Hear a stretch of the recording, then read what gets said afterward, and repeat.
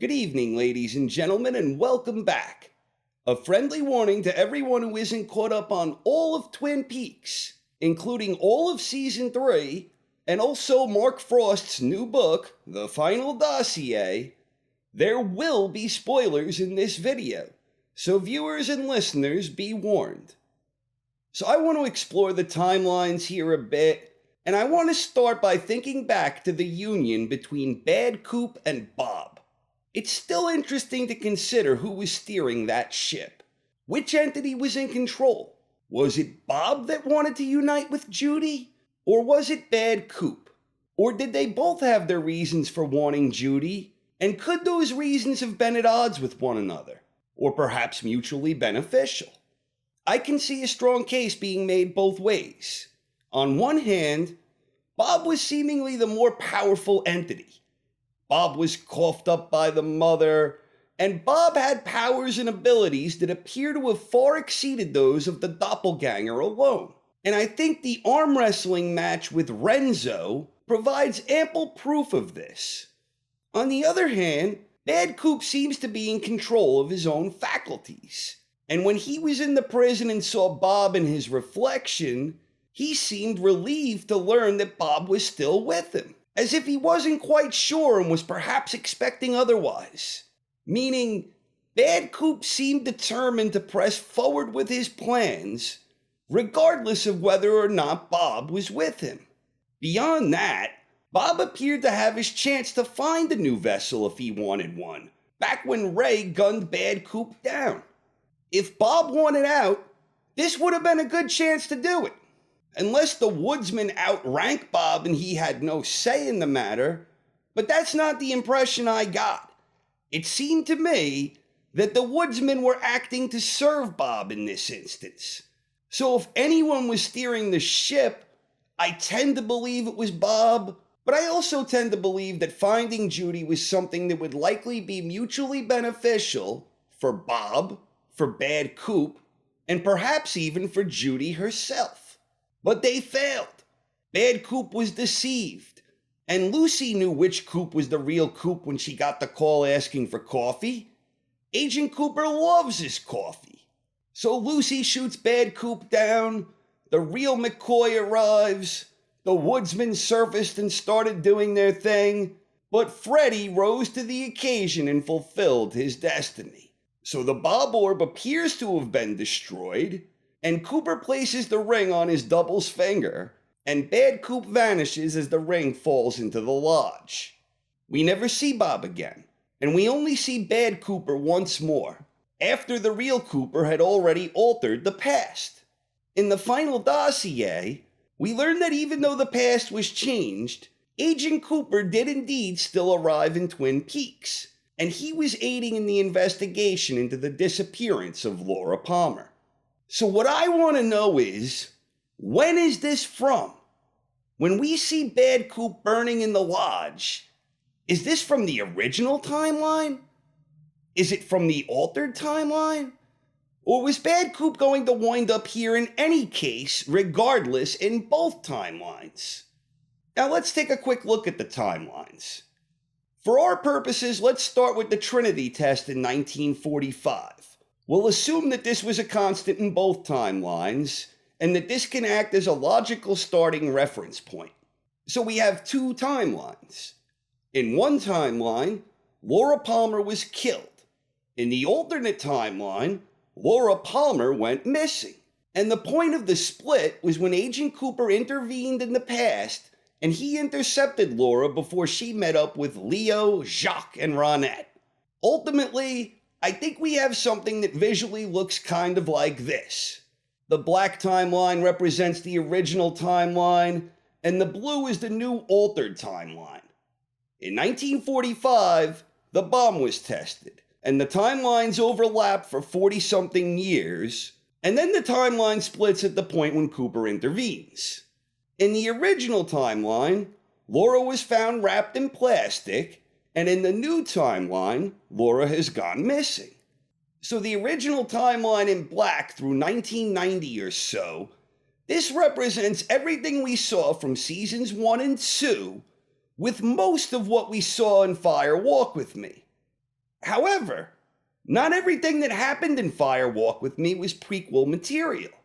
There were parts of the movie that showed Cooper in the Black Lodge, which happened after season 2, and there was also the moment when Annie came back in time and appeared to Laura, telling her to make that diary entry that the Goodale was trapped in the lodge.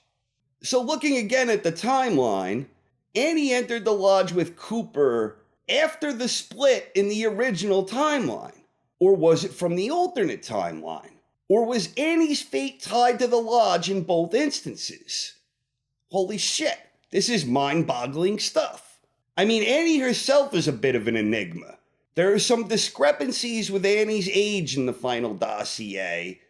I think these were deliberate, and they only serve to add to her overall intrigue as a character. But the fact remains, we don't even know for sure whether Cooper and Annie became an item after Cooper altered the past. And therefore, we also don't know if Annie's message to Laura is timeline dependent. As far as I can tell, the only things we know for certain about the alternate timeline are, number 1, Laura was never killed in the alternate timeline. Number 2, Leland committed suicide on the 1-year anniversary of Laura's disappearance instead of committing suicide inside the jail cell. And number 3, Pete Martell finally got to go fishing. It is also strongly suggested in the book that Sarah's encounter with the truck you scumbag, that this only happened in the new alternate timeline and not in the original timeline. Although, I'm not really sure if anything Preston said was reliable at this point in the book, as she herself admitted that her own memories of the unofficial version were beginning to fade. It's also implied that Sarah's bouts with alcohol, pills, and social isolation, that Tammy suspected these habits were unique to the alternate timeline. But again, I'm not sure why Tammy suspects this, and I'm not sure if we can truly rely on her here.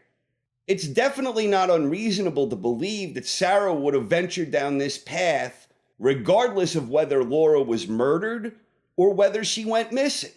And I also assume that since Sarah swallowed the Frogger moth before the split when Cooper intervened, that she possessed the essence of the frog moth regardless at this point.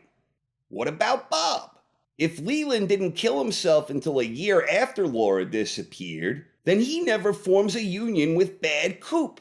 At least not at the same point in time from the original timeline. And since we're led to believe that Freddy destroyed Bob in the original timeline, does that mean that Bob still exists in the new timeline? Or did Freddy actually destroy Bob in the alternate timeline? It's all very circular and confusing. To make matters even more baffling, we have the fact that when history changed and a new timeline was formed, this doesn't appear to be the place where Carrie Page is situated. That appears to be something completely different, and we can't say for sure if it is. We don't know how she got there, and we don't know how long she's been there. But we'll assume this reality was created at least as early as the point Laura vanished from Cooper's grasp. Carrie aged 25 years, and I'm assuming it was here. So now we have a third timeline, one that I tend to believe is separate from the split created by Cooper's meddling ways. I have the Carrie Page reality marked in red here. We know that Carrie probably must have arrived there around the time she vanished from Cooper's grasp. And we know that Diane and Cooper, they both arrived in that reality when they crossed over. And I'm assuming they must have crossed over from the alternate timeline that Cooper had just created, the blue timeline. And then, of course, the last thing we see in the red timeline is Carrie Page screaming. Let's take another step back to when Cooper was sent back to the past when Mike appeared to send Cooper where Jeffries indicated he needed to go in order to find Judy. When Laura vanishes from Cooper's grasp, we don't see Cooper again immediately. We see Sarah Palmer freaking out, and we see Bad Coop burning, both before we ultimately see Cooper again. And when we do see Cooper again, he appears to be in the Black Lodge. We get a repeat of an earlier encounter with Mike. The arm is talking about the little girl who lived down the lane. And Cooper seems to re-experience Laura whispering to him, violently vanishing, and Leland asking Cooper to go find Laura. Then we see Cooper coming out by the sycamore trees portal, and redhead Diane is waiting there for him. Why did Cooper emerge from that portal? Why was Diane waiting for him? And which timeline were they in? I assume they must have been in the new alternate timeline where Laura never died. They then cross over to the third realm where Carrie Page is situated, which again, I think represents something different from the original timeline and its split. So I propose that the best way to view things in some sort of linear sense is to ignore the original timeline, ignore the split, and ignore that realm of reality wherever Laura Palmer as Carrie Page is currently situated. Instead, focus on the linear concept of the timeline with regards to the Lodge entities, where there does seem to be some type of a normal progression of sorts, and the key players are kind of engaging in a strategic battle of four-dimensional chess. I think of it as visually looking something like this. Imagine if this spiral were one continuous line here, and the line circles its way down to point A or up from point A, almost as if this is the real timeline, and the Lodge entities can hit any point on the various human timelines at a certain place and a certain time. The illustration here isn't entirely adequate, though. Try to imagine a continuous line of circles that can work their way around our timeline, both the original and the alternate, and even the distinct Carrie Page reality. And also imagine that it could get thicker and narrower as it spirals along. There are certain points and times when the linear progression of the Lodge timeline crosses with these various other human timelines. In order to try and best make sense of all this, I think it's important to explore one of the visual clues Lynch provided for us, and that's his use of black and white. I believe all the black and white scenes indicate the past, that everything in color is happening in the now, and by now I mean when the future path is still being formed. We know all the scenes from 1945 and 1956 were in the past, and these scenes were in black and white. We also know that when Cooper gets sent back to the past, all of the scenes where Cooper is stalking Laura and James, those are in black and white. The transition from black and white into color, that happens at the moment when Cooper is convinced Laura to tag along with him, at which point I believe we transition into a new present. Laura vanishes, and this I think is an instance of Lodge entities engaging in some four-dimensional chess. Laura's scream from when she vanishes from Cooper's grasp matches the sounds we hear when she disappeared from the Lodge after whispering to Cooper. The scenes when the fireman is with Cooper and Andy are also in black and white, and I believe these to be moments from the past when the Giant first set his plan into motion. Not the past for Cooper and Andy, but again, the Giant engaging in some form of four-dimensional chess where he could pick his spots in our timeline within the confines of his real timeline. The other scene in black and white was when Gordon Cole explained his Monica Bellucci dream. So he was recapping a dream from the past, which centered around an event from the past, and I think dreams are also somehow woven into the fabric of the Lodge timeline in strange and mysterious ways. Dreams have played significant roles for Agent Cooper, Laura Palmer, Gordon Cole, and Bradley Mitchum. And I believe this is somehow tied into why Cole would be able to remember the unofficial version. So follow me here on what I believe is a chronology that fits the Lodge timeline. In 1945, we have the Trinity test. Fabrics are torn. The woodsmen appear. The mother coughs up Bob. The fireman's plan goes into motion. The fireman creates the Laura orb, plays 4D chess, and he's grabbing all sorts of players from various periods of our real-world human timelines. He grabs Andy, he grabs Cooper, he grabs Freddy. In 1956, the woodsmen go on the offensive and a young Sarah Palmer swallows a Frogger moth. Then the prequel aspects of Fire Walk With Me happen. Laura Palmer is murdered, and the material from the first 2 seasons play out. Then comes the 4D chess elements from Fire Walk With Me. Annie is somehow permitted to intervene and relay a message back to Laura. Cooper tries warning Laura not to take the ring. And then Cooper and Laura are in the lodge together, and Laura looks thrilled to be there. So Cooper is trapped in the lodge, and his doppelganger is on the loose researching ways to find Judy. 25 years pass. The arm evolved. Laura tells Cooper he can go. At this point, Cooper's plan is mentally in motion. And this moment is important because this is the moment where everything comes together. When Laura vanishes in the lodge, this is directly connected to Cooper intervening in the past. The sounds are the clue. This causes the timeline split, and ultimately Laura is somehow torn away into the Carrie Page reality. Moving along, Cooper is then tricked into the realm of non-existence. He unwittingly lives out the life of Douglas Jones. He finally wakes up, pushes forward with his plan, and he watches as Freddy destroys Bob. Cooper meets up with Mike, he goes to Philip Jeffries, and Cooper is sent to the past. Cooper intercepts Laura and intervenes in the past, and the moment of his plan's conception is now realized for him. We see Pete get to go fishing, and it's not in black and white. It's in color, indicating a new present in terms of the Lodge timeline. Even though this is in the past in the original and alternate timelines, it's the present sequentially in Lodge terms.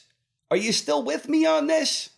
Then, after Pete was carving out a new present, Laura vanishes with the sounds, and now Cooper's plan has been fully realized because Laura was ripped away.